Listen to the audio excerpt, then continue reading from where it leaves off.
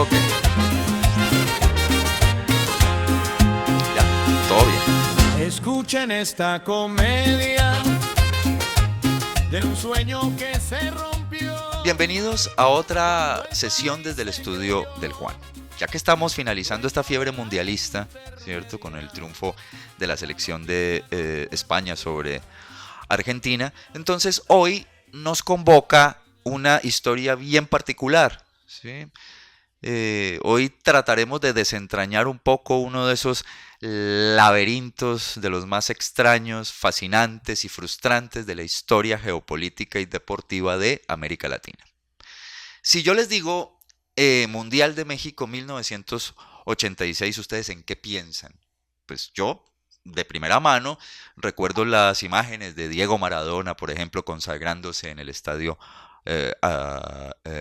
Azteca, ¿no? Después de esa semifinal con Inglaterra y esos dos goles maravillosos. Bueno, el gol con la mano y el otro gol que es considerado aún el mejor, ¿no? En la historia de los mundiales, y luego esa final frente a la selección de Alemania, ¿cierto? Bueno, pero entonces, aunque este torneo fue legendario justamente por esto y por otras cosas, ¿sí?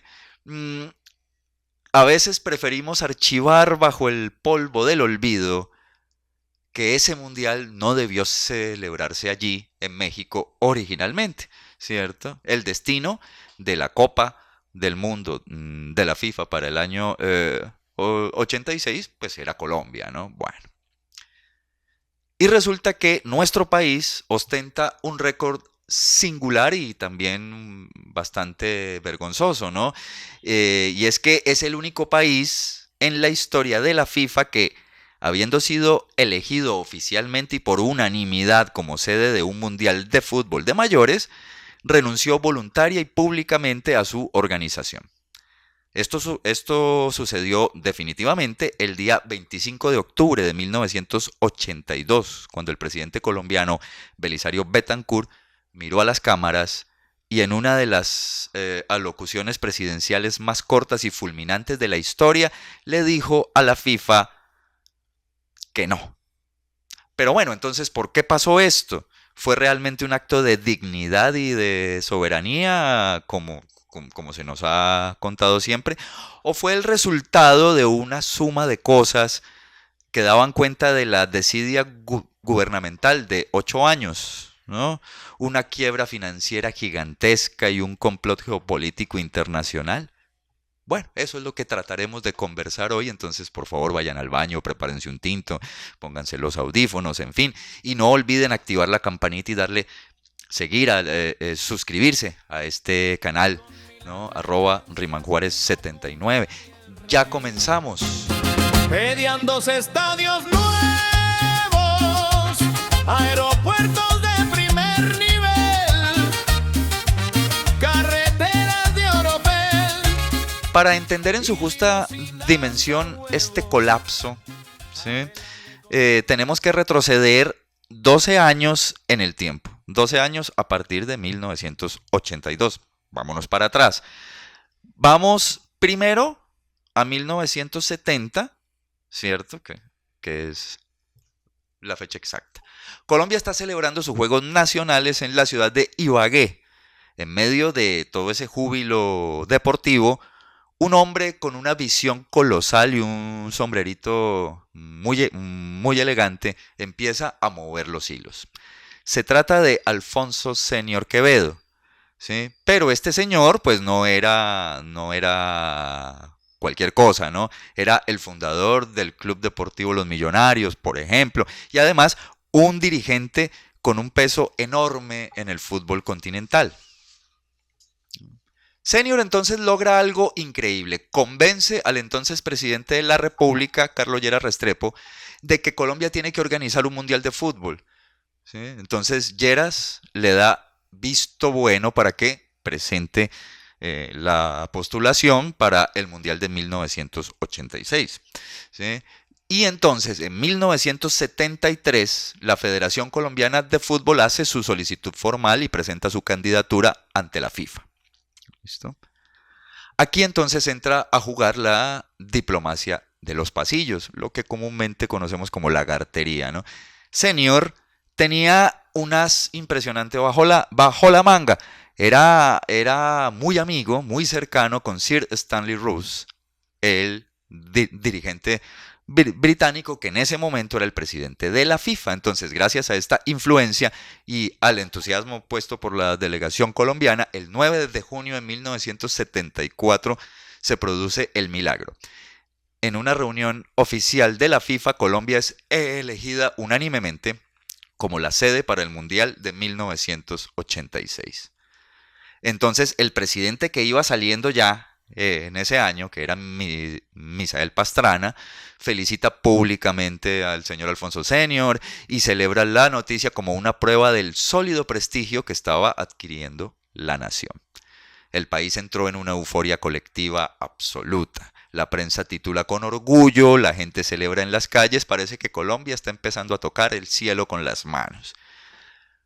Pero, y siempre hay un pero en este tipo de historias, la designación de 1974 nació con un defecto de fábrica estructural que a nadie le dio la gana de ver. En 1974 la Copa del Mundo de Fútbol era un torneo de 16 selecciones, ¿no? Un formato relativamente manejable para un país como el nuestro. Sin embargo, ese mismo año, Sir Stanley Rose pierde la presidencia de la FIFA frente al brasileño João Havelange, ¿no? Y este señor no venía a mantener el fútbol como una cosa, como un juego romántico, ¿no? Él venía a transformarlo en una máquina transnacional de hacer plata a través de la venta de los derechos de transmisión de televisión, a los patrocinios corporativos a gran escala, ¿no?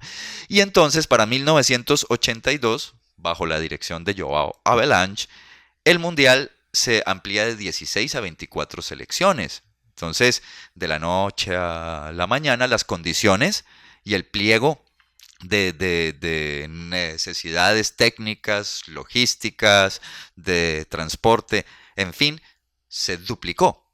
Y Colombia seguía exactamente en el mismo punto de partida que en 1974, sin poner un solo ladrillo. Al ver la cuenta tan alta, dijo la plata nos falta, no vamos a organizar. Lo que siguió entonces fue una tragicomedia en 3 actos gubernamentales. Pasaron 8 años desde la adjudicación, 1974, ya estábamos en 1982, gobernados por 3 presidentes distintos y el balance de una inacción absoluta. Una mezcla de desinterés político, crisis sociales y falta de visión y de perspectiva, por supuesto. Hablemos del primer periodo. Alfonso López Miquelsen, presidente entre 1974 y 1978, se comprometió en su campaña, la del mandato claro, a impulsar las obras del Mundial. Pero la realidad de su gobierno fue muy distinta. El país entró en una crisis inflacionaria tremenda. De hecho, ya habíamos hablado sobre esta situación en otro de los programas. Si quieren, vayan y mírenlo en aquel programa donde hablamos de la pelea entre López Miquelsen y Klim, Lucas Caballero Calderón, el periodista que casi lo hace renunciar. Bueno, en fin. La tensión social también escaló hasta el histórico y violento paro cívico de 1977. Además, se destaparon graves escándalos relacionados con la llamada ventana giratoria o ventana siniestra del Banco de la República, una oficina que facilitaba el lavado de las divisas de la bonanza del incipiente narcotráfico, ¿no? El Mundial no figuró en el plan de desarrollo del gobierno y la presidencia se limitaba a darle largas a la FIFA. Luego viene el segundo gobierno, el de Julio César Turbay Ayala, de 1978 a 1982. A Turbay, para ser muy directos y muy francos, simple y llanamente no le gustaba el fútbol, ¿no? Su gobierno estaba concentrado sobre todo en la represión interna bajo el polémico Estatuto de Seguridad, gobernando el país bajo un perpetuo estado de sitio.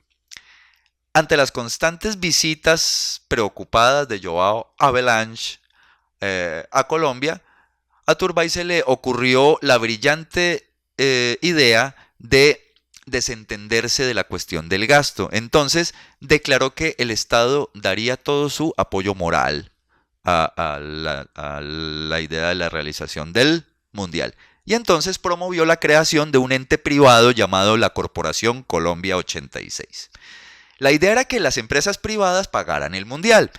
La corporación entonces estaba integrada por los dos grandes grupos económicos del momento en el país, el Grupo Santo Domingo y el Grupo Gran Colombiano. Pero Avalanche, desde la FIFA, conocía perfectamente cómo funcionaba el poder, entonces rechazó esta iniciativa, aunque se conformó la corporación, ¿no?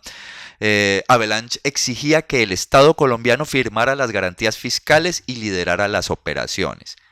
Ante la parálisis de las obras y la falta del apoyo estatal, el Grupo Santo Domingo, a través de su empresa más visible, que era la cervecera Bavaria, decidió retirarse del proyecto. Entonces, para que se hagan una idea de la pereza, de la desidia, ¿no? Durante todo ese tiempo, desde el año 74 hasta el 82, la única obra que realmente comenzó a construirse, más por orgullo regional que por la planificación nacional para el Mundial, fue el Estadio Metropolitano de Barranquilla, cuya primera piedra se colocó en diciembre de 1979. El resto del país seguía en las mismas. Belisario presidente salió en la televisión con muy poca emoción. Pero bueno, llegamos a 1982, ¿no? El año del colapso definitivo de la idea del Mundial. Si el gobierno no iba a poner la plata, la única y última esperanza era el Grupo Gran Colombiano, ¿no? Liderado en aquel momento por el poderoso banquero Jaime Michelsen Uribe. El Grupo Gran Colombiano iba a usar el Mundial como una espectacular vitrina publicitaria para lavar y mejorar su cuestionada imagen corporativa, claro. De hecho, si ustedes miran en el álbum del Mundial de España 82, en el álbum Panini, ¿cierto? En la contratapa encontrarán, y la estamos viendo en pantalla ahora, verán un anuncio a página completa, ¿no? Que decía con orgullo: apoyamos el Mundial Colombia 86. Firmado por el Banco de Colombia y el Grupo Gran Colombiano. Pero esta pomposa fachada publicitaria ocultaba una realidad podrida, financiera, insostenible, ¿no? A comienzos de 1982, el diario El Espectador destapó una investigación periodística devastadora. El escándalo de los autopréstamos. ¿Y en qué consistía? Pues muy sencillo.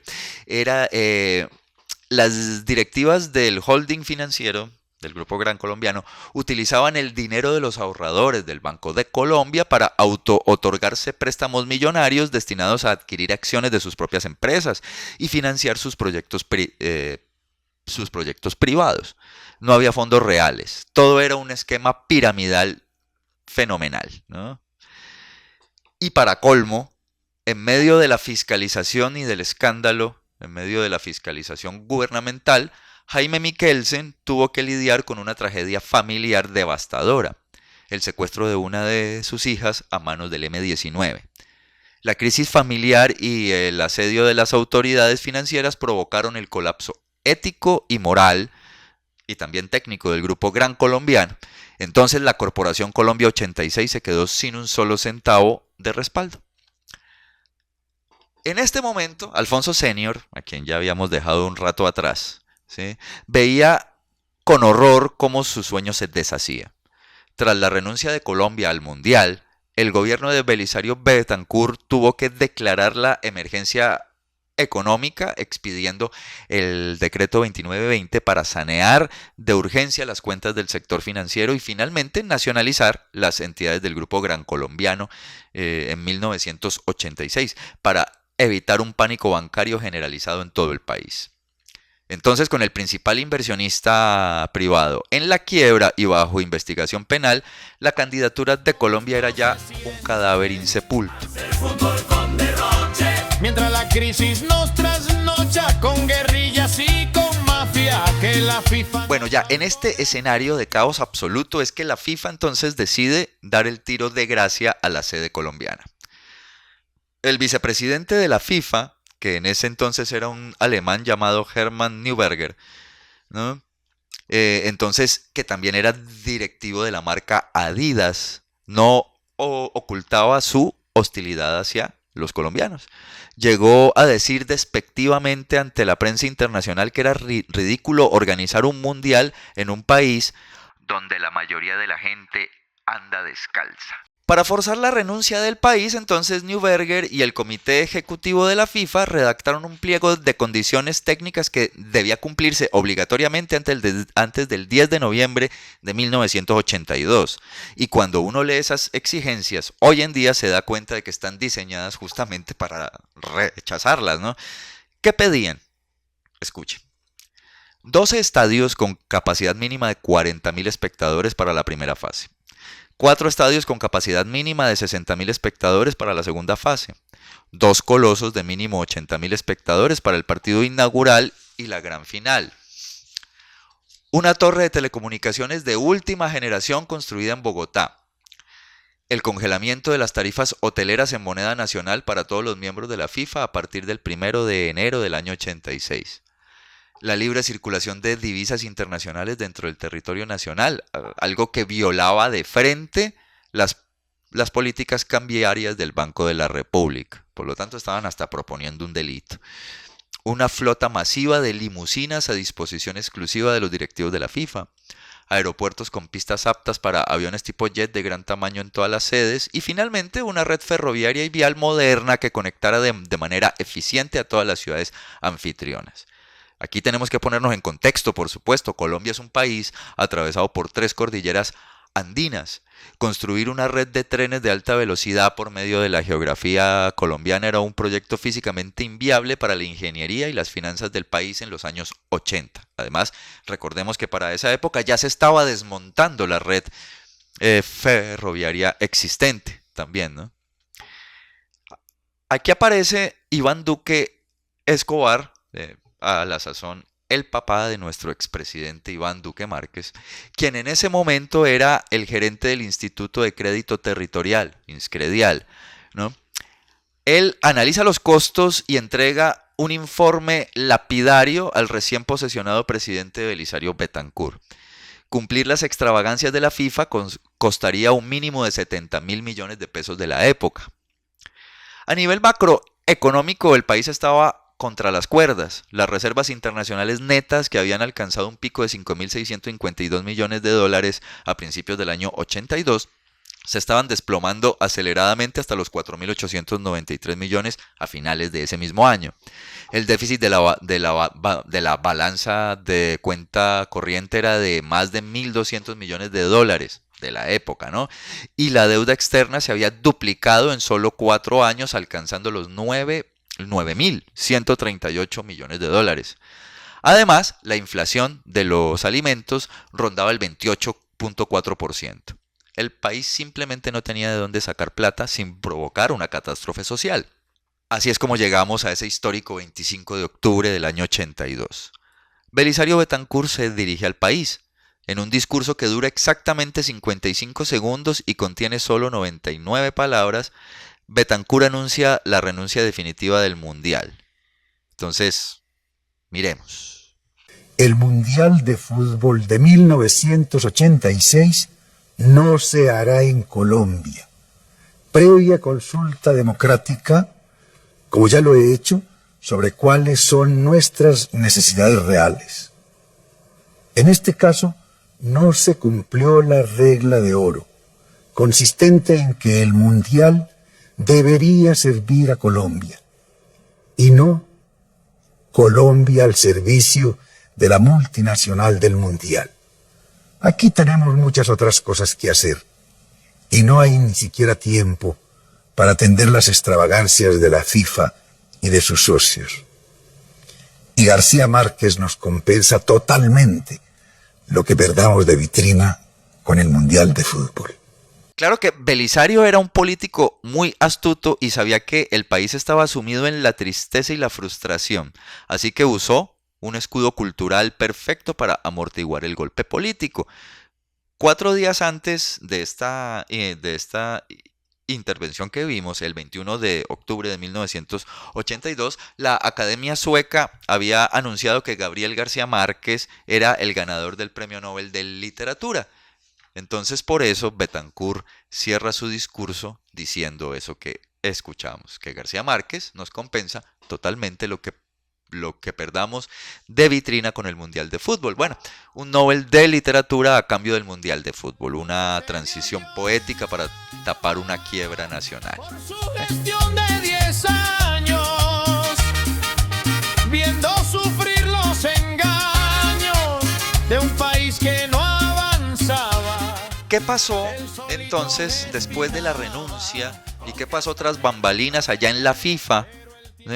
Una vez ya se sabe que definitivamente en este país no se va a hacer el Mundial del año 86. Bueno, entonces aquí es donde entra la alta geopolítica de la Guerra Fría y el poder de las corporaciones de comunicación mexicanas.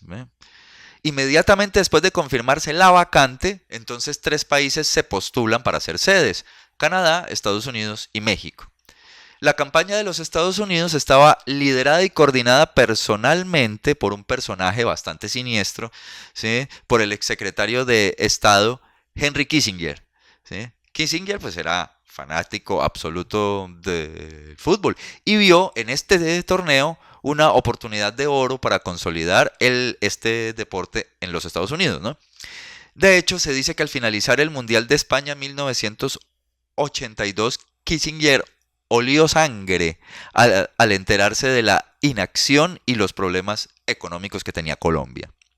Se reunió discretamente en Madrid con Joao Havelange y con Hermann Neuberger para presionar por el pliego de condiciones imposibles que se le presentó a Colombia, ¿sí? Para obligar a dimitir. Si ven, Kissinger siempre haciendo sus estrategias mañosas para lograr sus objetivos. Recordemos que fue uno de los principales o el principal instigador del golpe militar contra Salvador Allende y de todas las dictaduras que en la década de los 70 se instauraron en América Latina. Aún así, bueno.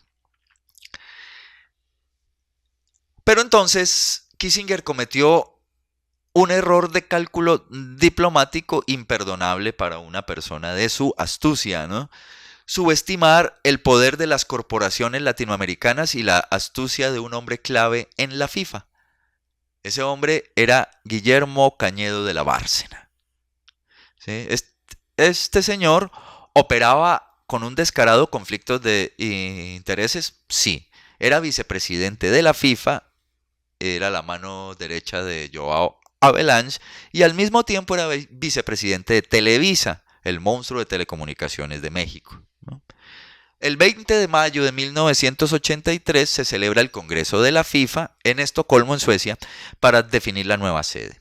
Kissinger llegó confiado con una propuesta tecnológica y financiera impecable, por supuesto, pero al iniciar la sesión plenaria, Havelange ejecutó una jugada maestra de procedimiento que dejó fríos a los norteamericanos. Resulta que Havelange declaró de manera unilateral que las propuestas de Estados Unidos y Canadá no habían sido radicadas formalmente, de forma correcta, por escrito, antes de la fecha límite establecida. Añadió entonces que la Comisión Técnica de la FIFA únicamente estaba teniendo en cuenta la solicitud hecha por la Confederación Mexicana, ¿cierto? Por la Federación Mexicana, perdón, ¿cierto? Entonces que solo se ocuparían en esa reunión de darle el sí o no a la sede en México. O sea, una leguleyada pues allí para frustrar las intenciones estadounidenses, ¿no? Para rematar entonces, Cañedo ordena estratégicamente que los primeros miembros del comité ejecutivo en anunciar su voto lo hagan en forma verbal, en voz alta, ¿sí? Y que además fueran los dirigentes de las federaciones aliadas a México, o sea, la Conmebol principalmente. Al escuchar entonces una avalancha de votos por el sí a favor de México, por supuesto, pues el resto de los delegados votaron igual para no quedar en minoría. Entonces México fue elegido unánimemente ante la mirada atónita de los Estados Unidos. Los dirigentes de la Conmebol, con Teófilo Salinas del Perú y Julio Grondona de Argentina a la cabeza, apoyaron entusiastas a la delegación mexicana, declarando que Estados Unidos y Canadá no tienen historia ni cultura futbolística, ¿no? Y que el torneo debería quedarse pues en un lugar hispano hablante, ¿no? Bueno.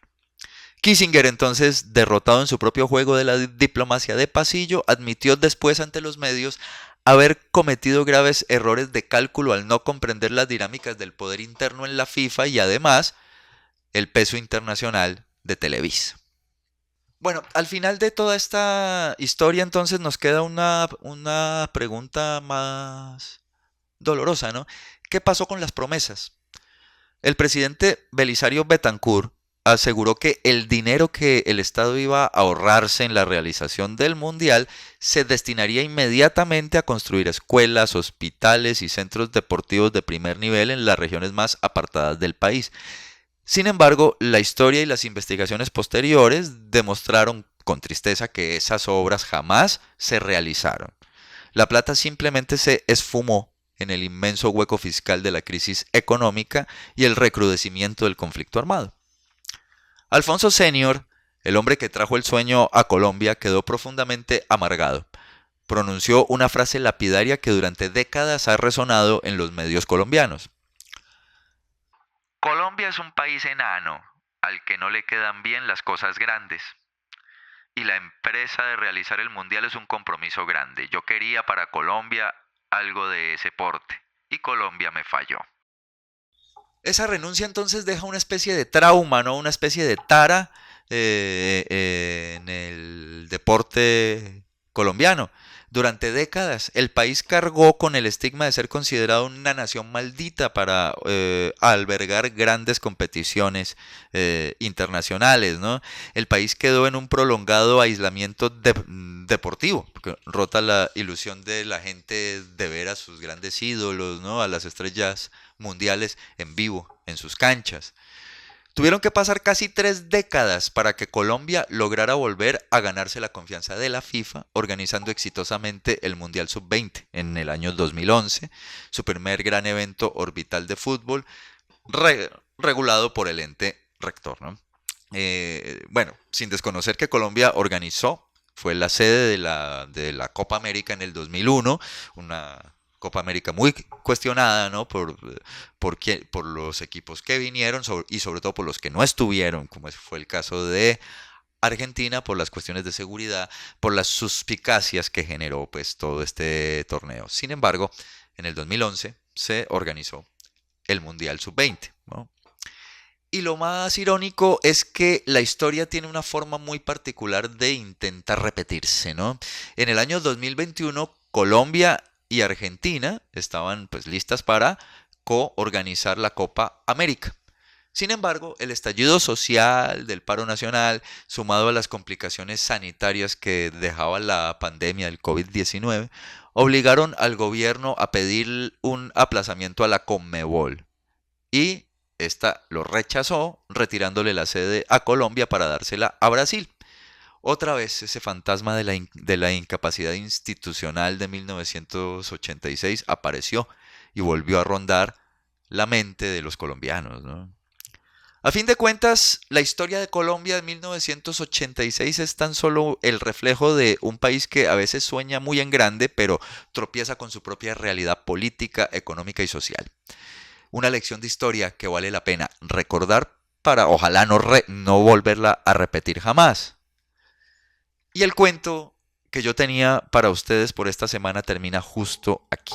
Muchas gracias por estar pendientes, por estar en la sintonía, ¿cierto? No olviden suscribirse al canal @rimanjuarez79 aquí en YouTube. En las demás redes sociales me encuentran con el mismo nombre, Rima Juárez 79.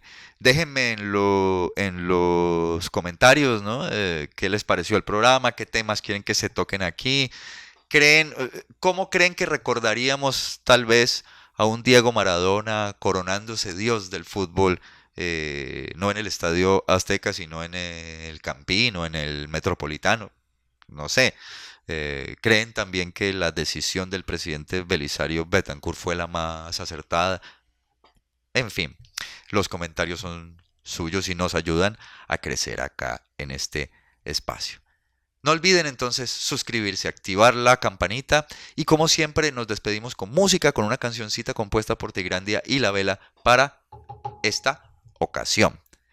Hasta la próxima. Les habló Juan Pablo Ramírez. Chao.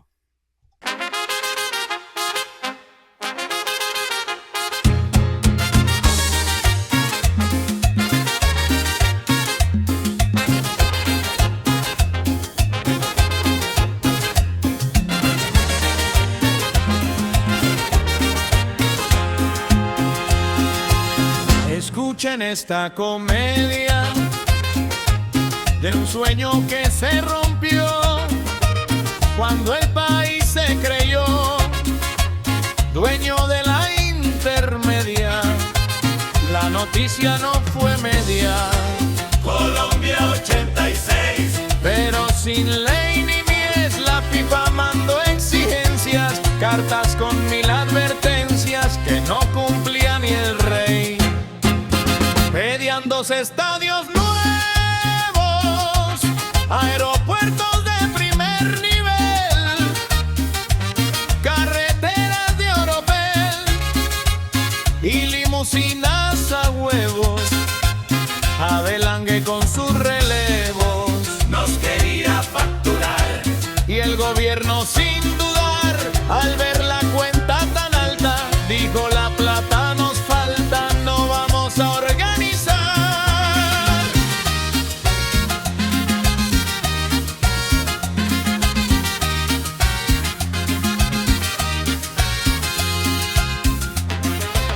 Belisario presidente salió en la televisión con muy poca emoción.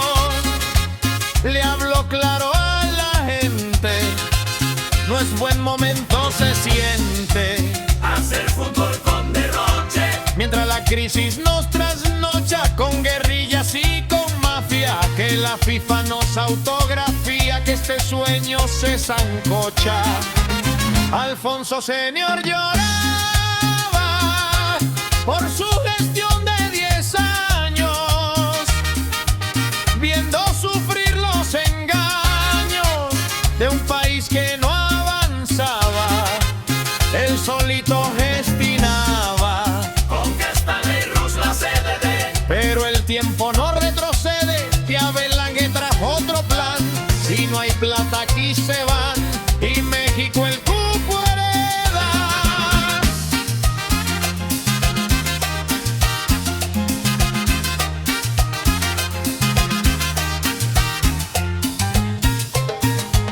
Fue el único en la historia que a la sede